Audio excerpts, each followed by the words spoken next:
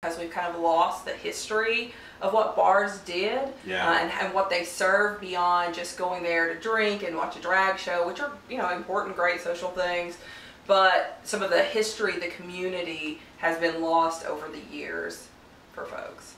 This one has a list of Alabama gay bars in it from 75. I think the oldest one in this stack is from 66.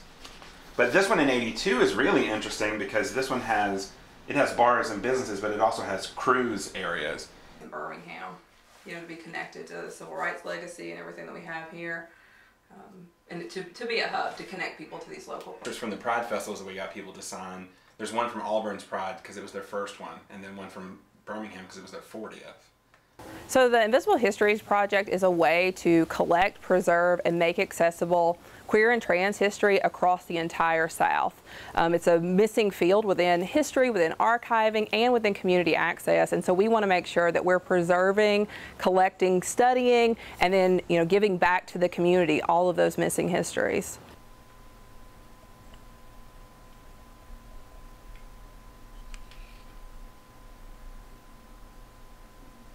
So the Alabama Forum is the first and oldest LGBT newspaper that was published in the state of Alabama. It was published in Birmingham.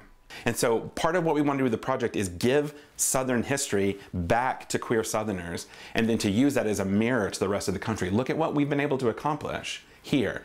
But if the model is always the West Village or Boys Town or Fire Island, then the South can never be the same as that. So we have to stop pretending like we want to be. What we are is very queer and very Southern, and those two things are always overlapping. Yeah. And that was 3 years ago. Yep. And we did. And we're not only making it work, we're above and beyond what we imagined that we would do. This is from the first, Auburn just had. But the, you know, the influence of it came to the United States. You know. Well, it's traumatic. You know, a lot of what we have to give is connected with pain.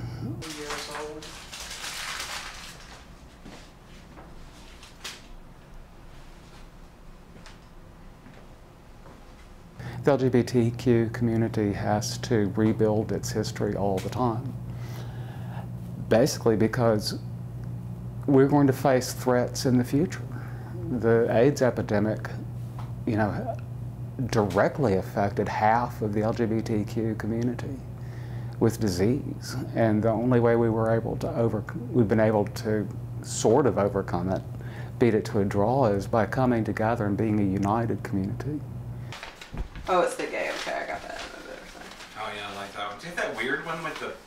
No, maybe. One of the things that you see happening is materials being sent off somewhere else, a big institution or a large library, and they're not directly accessible for local communities. So what we want to do is keep things local. We want to make sure that people who really care and are most affected by the materials can access it easily. So we're working with a number of smaller institutions that are closer to the communities so that we can store their things there.